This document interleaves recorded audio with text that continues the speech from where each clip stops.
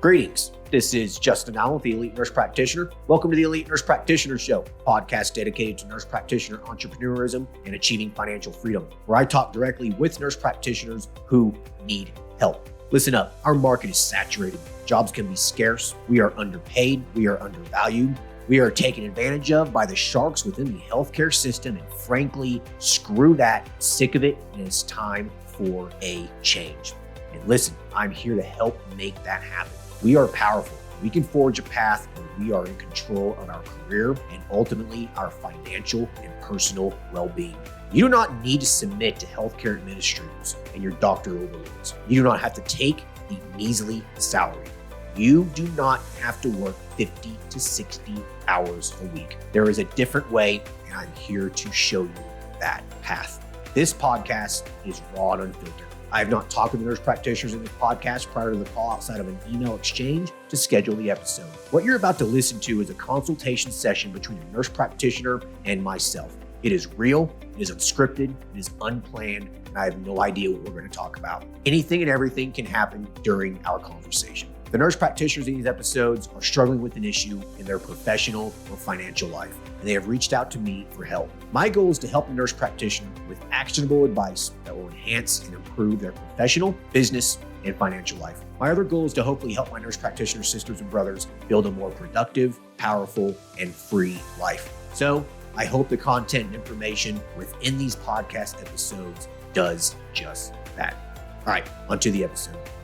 All right, everyone. Today we'll be talking to Laura, who is a psych nurse practitioner. Currently, she's doing travel work as an RN to pay the bills. She recently started her own insurance-based mental health clinic where she focuses on general psych services. She's needing help deciding on if she should continue taking insurance, adding cash-based services, or going the concierge route in her practice. Hey, Laura, how are you? Good. How are you?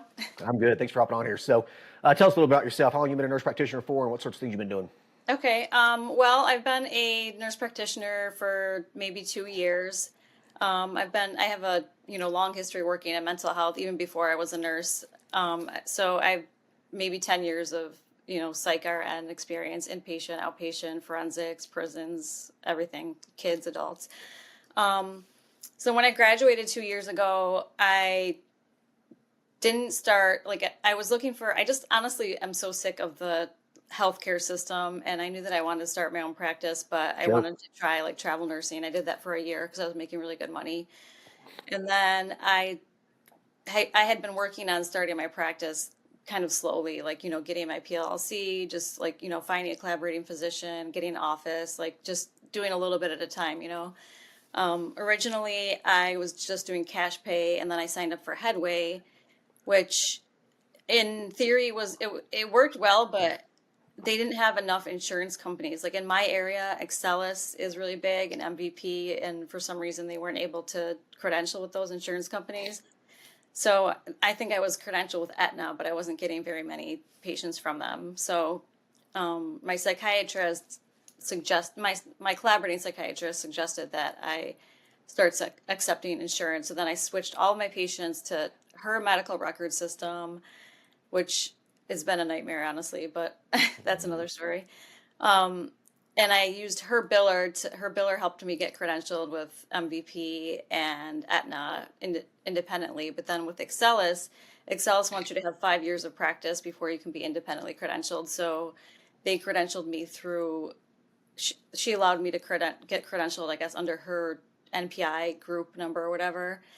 But in essence, I don't know. I've been told now that it was set up wrong, but it goes through her NPI number and her tax ID number so that it goes into her bank account, and she has to sparse it out to pay me, I guess.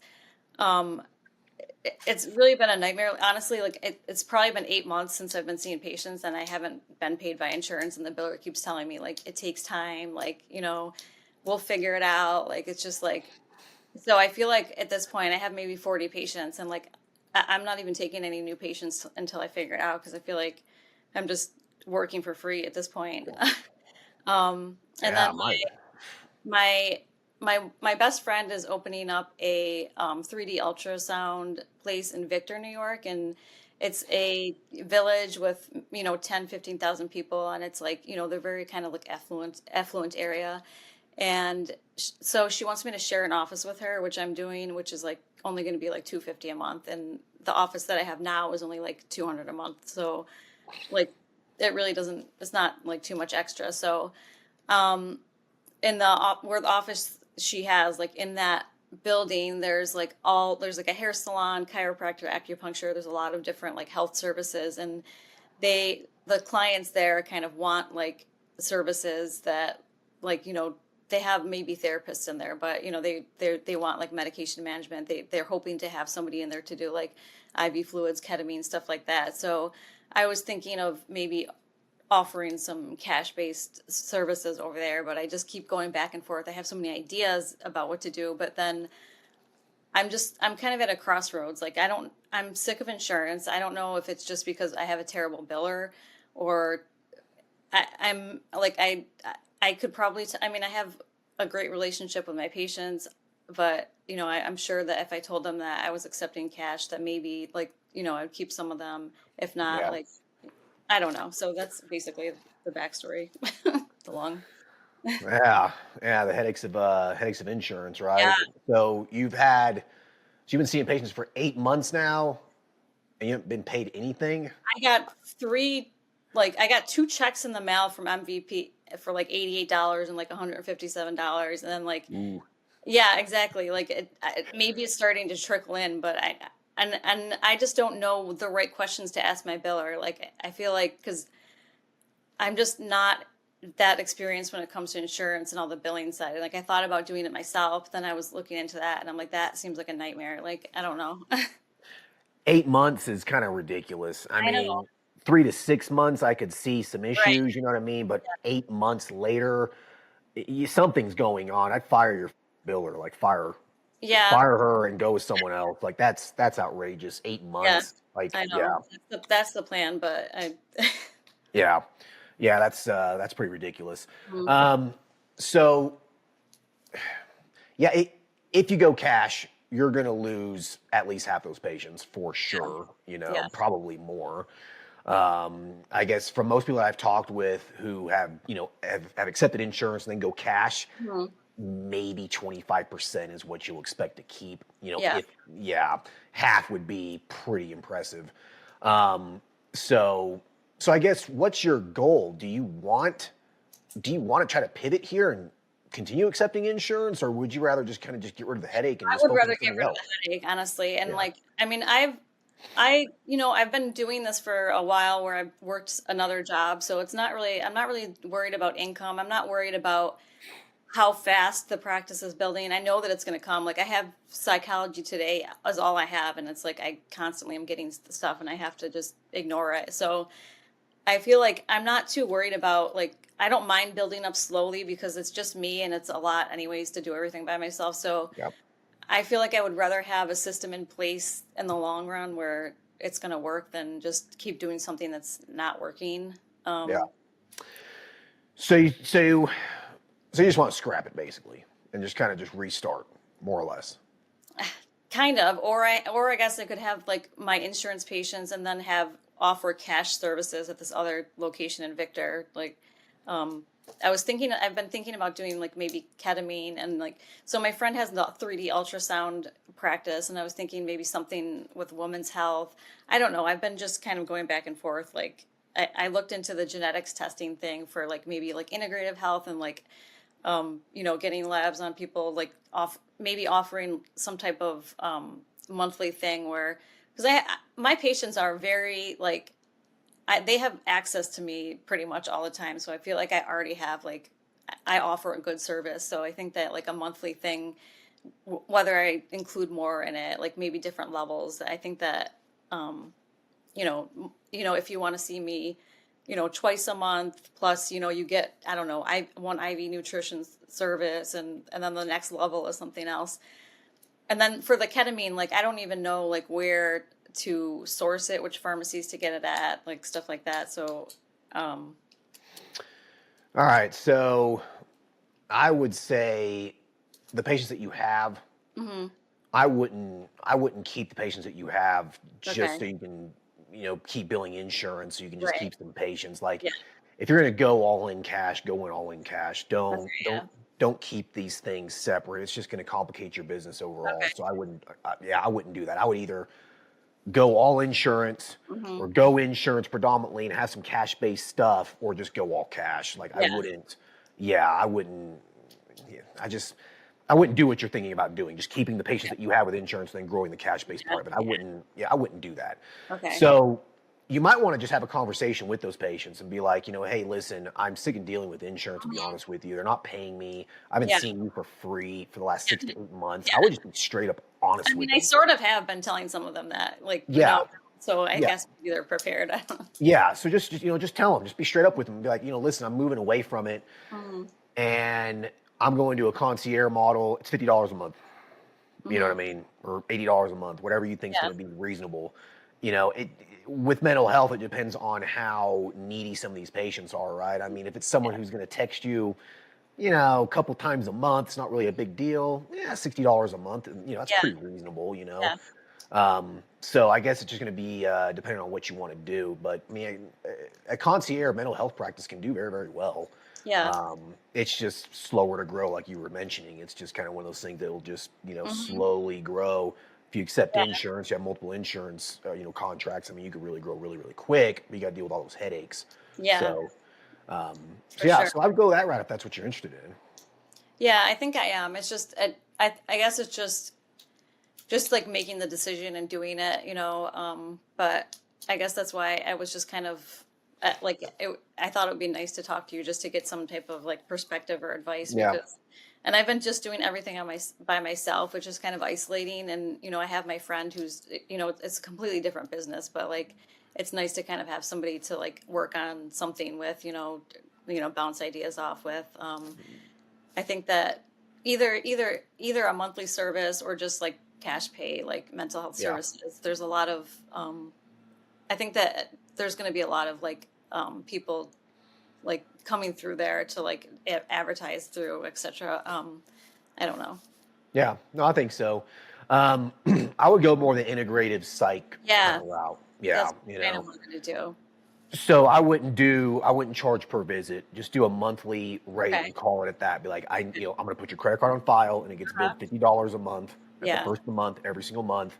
And for that, you get, you can text me here or there. You get Uh, 8 texts a month, something like that. Set some yeah. boundaries. If you don't set boundaries, some people are going to Hmm. take advantage of you.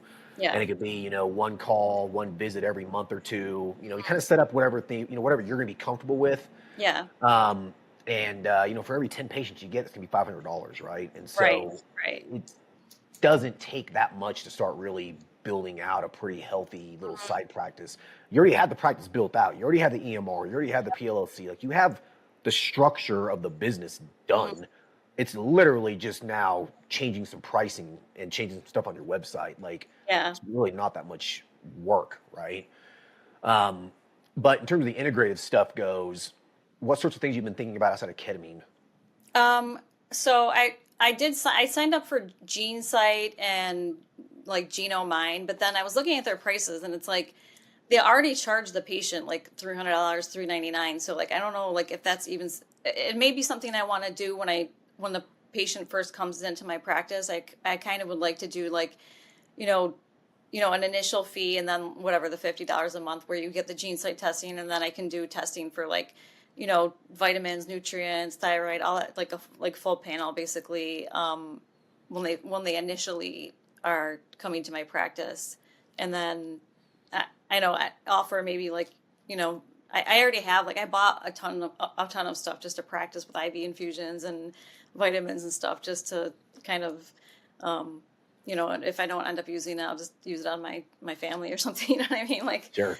yeah, but Yeah, the gene testing thing, like you said, you're not going to really make a whole lot of money with that. It would yeah, just be more or less a value yeah, add. You can exactly. just tell your patients, hey, we do this genetic testing to make sure that these psych meds are going to be the best med for you, et cetera, whatever. Um, so I mean, it's just more of a value add. You probably won't really make a whole lot of money from Hmm. that. You can say something like, they're going to charge you the money for the labs, and it's just a Hmm. $50 extra fee for me to Yeah. go over the data and whatever and go over it with you. So something kind of just reasonable in that, in that regard. The ketamine is pretty easy to do you don't have to do IV ketamine. I mean, a Right. lot of ketamine clinics don't even do IV anymore. A lot of them Mhm. just do IM injections, sub-Q Right. injections, Right. troches, that kind of a thing, nasal sprays. Yeah, I was Um, like you can the source that absorption from any. rate is like the same Sorry. basically. I was reading that the absorption rate, like with the intranasal or the intramuscular, is almost, is not exactly like IV, but it's still pretty good, Yeah, yeah. The IM and sub-Q is Oh yeah, I 90. forgot they have some Q, yeah. Yeah, it's like 90% or Yeah, something compared right. to IV. I think the troche is like 25%, Mhm. something like that. I did a few ketamine sessions myself just to Mhm. kind of see what it was about, and Yeah, yeah. I did see yeah, there was one clinic I went into because sometimes I like to just go in places and like see what they're doing to steal ideas. And the yeah. lady was talking to me, and she was trying to get me to work there, but she was like, "Yeah, you should if you want to come in for like a IV ketamine for free to see, like, I think all practitioners should, like, experience it, just whatever." So Well, it was an interesting experience. I I don't. won't do it. I probably won't do it again. Like,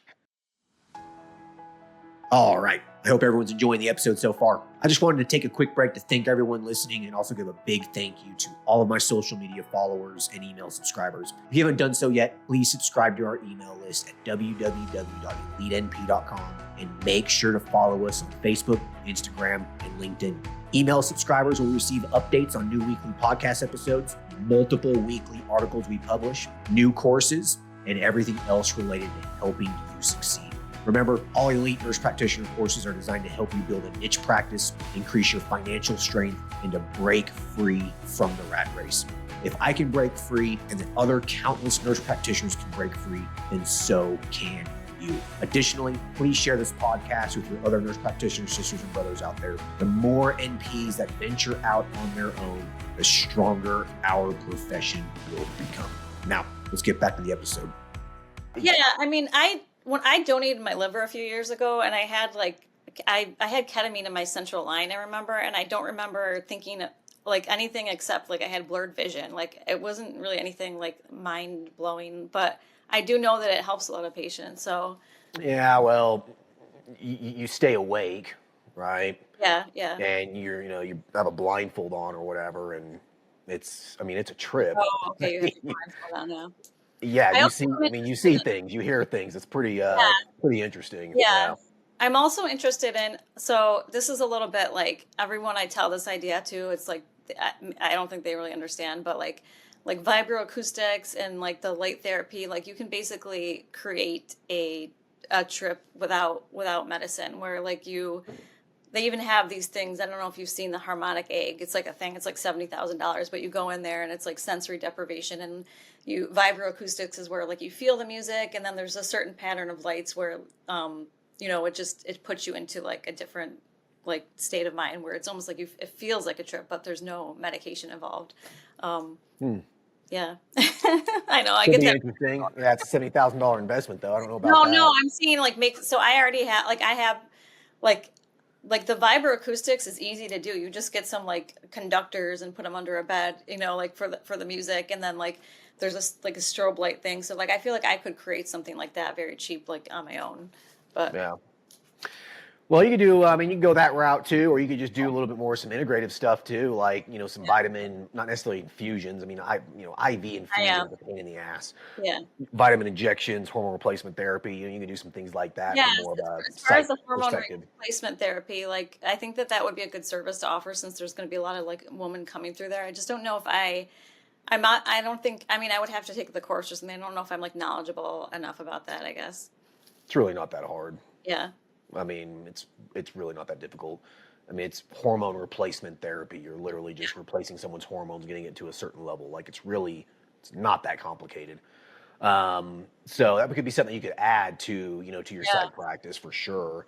Yeah. And it would just add a little, little value add to it. But yeah, I think going the cash out probably would be your best bet. I mean, on the other side of the coin, you could hire a new biller, Yeah. go that route, get credentialed with some more insurance companies, and see if you can actually make it into a profitable business, because Yeah. an insurance-based mental health clinic is going to be something that can scale very, very easily. I mean, you could grow that Yeah, I know. And like a lot. the thing is, most of my patients come from Excellus, which is really annoying because like that's the one that goes to like my collaborating psychiatrist. And I'm gonna get it fixed because I've heard that I guess you can get so you're credentialed under the psychiatrist, but you're registered with your own NPI number, and you can get it where it goes into your own bank account. So I think that would maybe be a better route if I did Yeah. keep that. But yeah, I have been getting a lot of patients, and the reimbursement rates aren't bad. And honestly, one of the reasons I started doing the insurance is because I originally was doing cash pay, and I felt like I would just started giving everybody a deal because I felt bad, and I was like, well, my rate's 150, but I'll give it to you for 75. So I felt like it's easier to just bill the insurance without feeling guilty about like what I have to charge my patients, but that's just something I have to get over, I guess. Yeah, every business owner kind of has to go through that, unfortunately. You can feel kind of guilty charging a certain amount of money to your patients and that sort of a thing, but in time you just, you get over it. Yeah. It's just like, Yeah. this is the price. If you don't like it, go somewhere else if you want to, True. But I don't know. I mean, I guess it really depends on what your goal is. If you want a mental health practice that could really generate a lot of money and something you could hire some other NPs to start doing some work for Yeah. you, something that you could scale and eventually sell later down the road, the insurance route probably would be the best route. Yeah, there's another nurse practitioner. She graduated after me. Like there's a practice she opened, Henrietta Psych, and like she's like already hired like 4 or 5 NPs and like just is like it's really grown so fast. I don't know how she did it, but like and then I mean, so I think that is possible. And I did want to hire other NPs, and like that was my goal. I just started getting so frustrated by not getting paid, but I guess that's just an issue that I guess has to be resolved with the biller. I don't know. Yeah, that's just insurance in general. I think that the biller just sucks. Yeah, I agree. But I Yeah, didn't that's need that. ridiculous. Like I have no reason not to believe her when she's telling me like something, because I don't know any different. So I guess it's just taken me too long to realize that. Yeah, that doesn't make a whole lot of sense. 8 months, that doesn't seem right. There's something going on there that doesn't really make a whole lot of sense. So I would find another medical biller. I mean, Yeah. she doesn't get paid unless you get paid, right? Yeah, it's like 6.5% that I pay her. Right. So like, why isn't she on top of this shit? Like she's working for free as well. That doesn't make a lot of sense. I really don't know. And then when I get a new biller, I don't know how that works to even like transfer like my information. Like, I don't know. I guess that person might know. It's just, Yeah, it's not gonna be that hard of a thing. Don't worry about that. I mean, you just give the medical biller login information to your EMR and whatnot, and they just do it. yeah. You would just revoke access to her and just find someone else to do it for you. Yeah. But I guess, what's your goal? Would you rather have a business that can scale pretty significantly and you have other people work for you, that could turn into potentially $1 million business? Yeah. Or is your goal a nice little cash-based practice, not a whole lot of stress, you kind of just do your thing, Yeah. make, maybe a couple $100,000 a year doing it? Like, I mean, I mean, your decision. I guess I've always, the first thing is what I was thinking to begin with. And I guess once I get to a point where I'm able to hire some type of administrative staff, I feel like it would be a lot better just because like, I feel like I sometimes need help with, I figure it out eventually, but it's just like, just figuring out like running a business. I'm not like, I'm a good clinician, but I'm not business minded, But I think that having somebody else to help me, like that first option might be better. Yeah.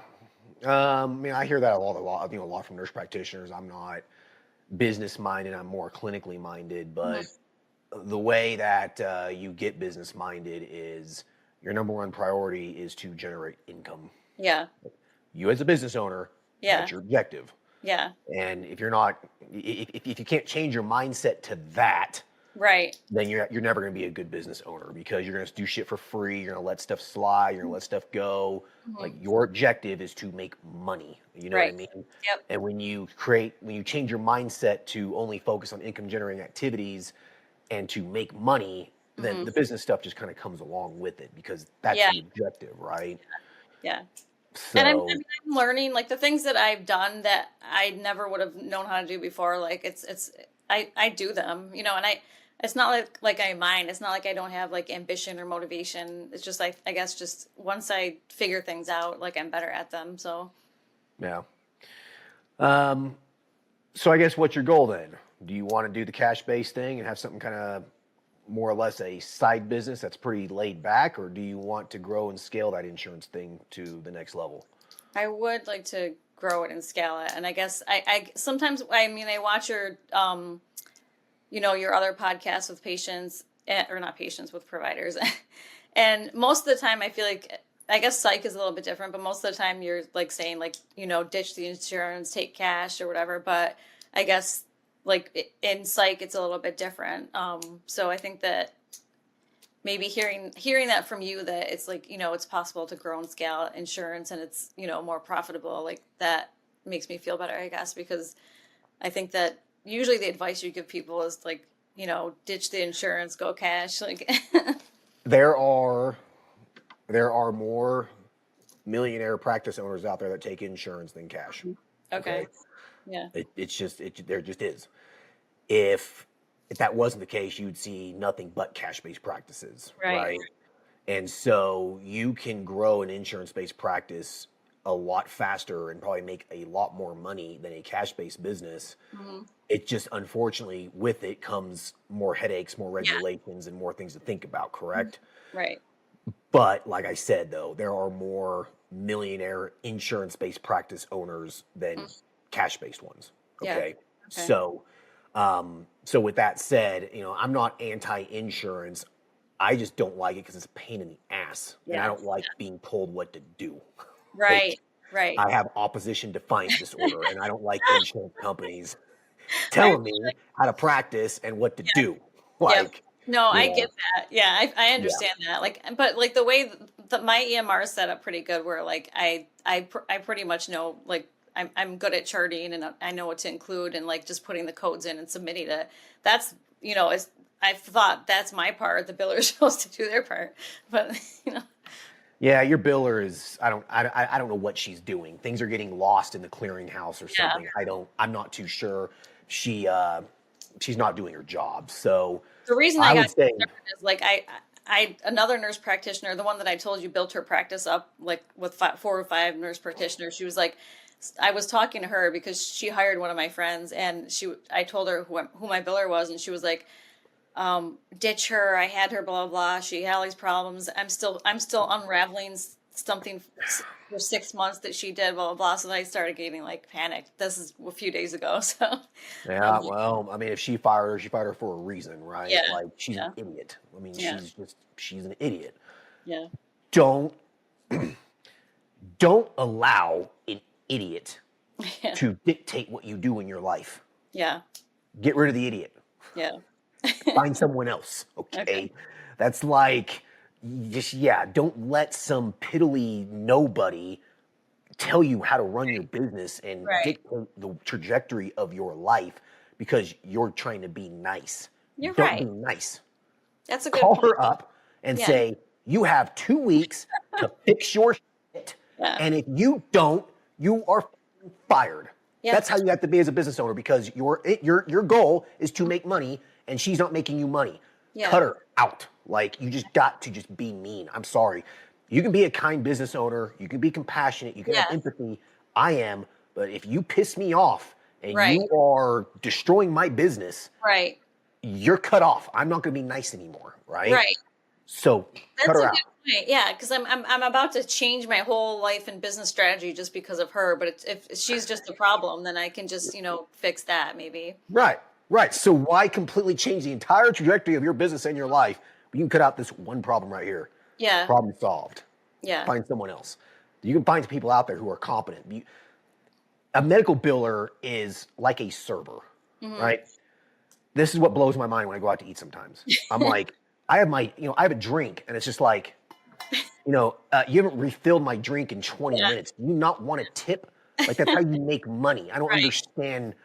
Same thing with a medical biller. Like, Yeah. you make your money by collecting money. Right. Right. You don't want money? What? It doesn't make any sense. It does. So, yeah, Yeah. find someone who's motivated. If you're Okay. paying someone 6% and Yeah. you have $1 million business, they're making good money from you. Yeah. You know what I mean? Yeah. Especially, I don't know how many people they use her services, but I mean, I don't know. Probably not very many. all right. Well, I think that really helps me, honestly. Like, I think that, I don't know, sometimes like you sort of know what to do, but you just need someone to tell you, and I don't know. Yeah. That's what most of these podcasts are. It's just Yeah, exactly. confirmation for me. Yeah. Yeah. Yeah. So I would say go that route. Now, going that route, you are going to make more money a lot faster and you will be able to build a business that's going to have a lot of different patients. Yeah. You can hire different providers with. Now, what a lot of psych NPs that I've talked with, or even like primary care NPs, who will have an insurance-based practice, what they'll do is they'll scale the insurance component up to a point, and then they'll hire another NP or two to take Yep. over those patients. Mm-hmm. And then they focus their energy and time on this little cash arm Uh-huh. of their business. Yeah. The stuff that they're a little bit more passionate about, right? I like that. Which could be for you ketamine or integrative psych using hormone replacement therapy or whatever. Yeah. And then you can focus your efforts on something that you really, really enjoy versus just this medication management insurance game, right? Yeah. Like, this is what is going to make you wealthy. This is what's going to make you financially independent. Mm-hmm. But this right here is going to be more your passion. Right. Yeah. Yeah, I That's like what a lot of that. people do. Yeah. Yeah. Right. So, now, anything else you want to talk about? I don't think so. I don't know how. I think that's. I was looking at the time. I know. We can talk for another 5 or 10 more minutes if you want to. Yeah, if there's anything No, else you I want mean, to talk about. I think that's it. I think that that's a good idea to just like fix that and kind of,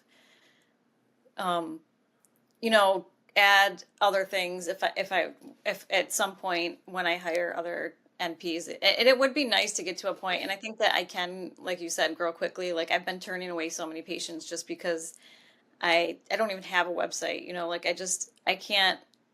I just feel like unmotivated because I'm not being paid. So I'm like, why am I taking more patients? Yeah, I mean, if you're not making any money, where's the motivation? I mean, you're sitting there doing charity work, right? Yeah. I think once you start seeing that money start rolling in on a consistent basis, I think that motivation will come back. It's just, unfortunately, at this point, I hate to say this, but the last 8 months, you're probably gonna have to write off a lot of that. Yeah. Retro billing back past 90 days can be a little bit difficult, and you're gonna have to just write off a lot of that, unfortunately. I mean, you can bring someone in to help kind of clean up the mess. They might be able to get you some of those billings again. I mean, they might be able to help you out with that. But like I would say today, after this call, start calling around and tell them about your situation and just see what they can provide you. Okay. And I would give these people 30 to 60 days. Okay.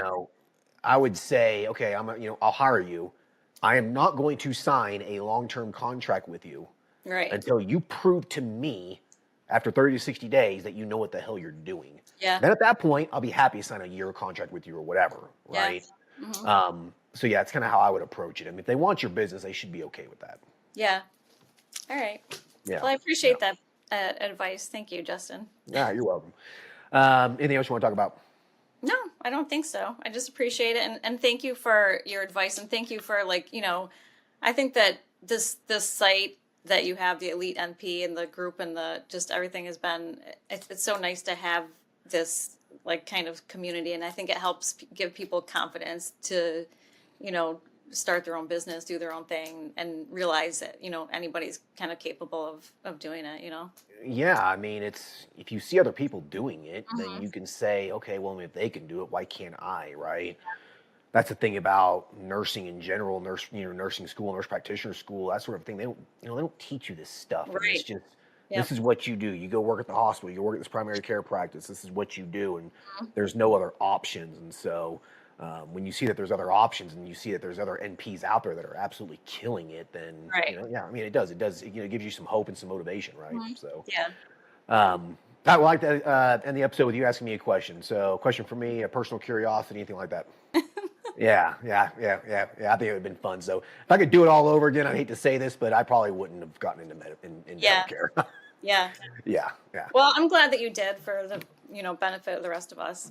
Sure. I mean, I don't regret it. I don't Yeah. regret it whatsoever. It's just, if I could go back and do it again, I probably would have done Yeah. something else. Yeah, because they don't really tell you and like what you're getting yourself into, honestly, when you go to school to be a healthcare anything. It's like, and then you get in the hospital and you're like, what the hell? Like, you just like are like morally bankrupt. It's just like you're just not even helping anyone, and you like you get paid terribly. Like they treat you like shit, and it's just like who? What am I even doing this for? I'm not helping the patients. I'm not helping myself. Like, Yeah. It makes you, kind of makes you dead inside, yeah, very cynical. Just like I mean, I do enjoy my dark humor that I've acquired from. Yeah. But I will say this. Yeah, I was a real cynical bastard probably about 5 years ago. Probably even more cynical about 10 years ago when I yeah, was, when I first first became an NP and I was, finishing my RN jobs or whatever. yeah, I was very cynical. Like, I mean, I used to be the life of the party, this happy-go-lucky guy, and I get into healthcare, and it's just like, yeah. I don't know what happened to that guy. Like, Hmm. and now that I'm kind of out of it, I would never work as an RN again, ever. Like, Yeah. I would rather go bartend. Like, I would never work as an RN ever again. Mhm. And now that as an NP, I just do my men's health clinic at this point. Like, I don't do anything else. Yeah. And it's been a real breath of fresh air. Like, I find my Right. old self kind of coming back, Yeah. and it's kind of nice. Yeah. So I think that's what a lot of the NPs are looking for when they start their practice. I think they're just getting to a point where they're just getting so burnt out Yeah. and they miss who they used to be. Right. They're looking for an out, Yeah. Exactly. and starting Exactly. your own business is a great way to, get out of this hamster wheel of, Yeah. of Yeah. corporate medicine. Yeah. Get that spark back in your, eye. Yeah. Yeah. Get the spark back. So cool. All right. Well, I appreciate the time. And like I said, just go the insurance route, fire the medical biller and find someone else. And I think you'll do pretty well. Okay. All right. It was good talking to you. Thank you so much. All right. Take care. Bye. Bye. I hope everyone enjoyed the conversation with Laura. I mean, we've heard the story multiple times. You start a practice, you accept insurance, and you deal with all the headaches of, taking insurance. I think the big thing here, though, is don't allow one person or one thing change the entire trajectory of your life, basically. If she scrapped her insurance practice to go cash, because of this one really bad medical biller, that would literally change the trajectory of her life, right? I mean, if she accepts insurance and she got a good medical biller and she was able to get to 2,000 or 3,000 patients and hire another NP or two, her life would go down this direction to probably it would be a faster trajectory to financial independence, financial freedom, and getting back more time. If she'd have went the cash route, she probably would still have to work as an RN, travel nursing, or work in some psych practice. And this cash-based thing would be a little bit more of a side hustle until it grew to a certain point. So like the trajectory of her life would have completely changed based off of one person. Don't allow that to happen in your business or in your life in general. If there's one bad thing going on, cut it. All right. If you have a medical biller that is, screwing off like that, cut it. If you have a bad employee that's making your life hell, cut them out. All right. So just kind of keep that in mind. Don't let one thing or one person completely change the trajectory of your business and your life. All right. Hope everyone enjoys this episode. Talk to you guys later. Bye.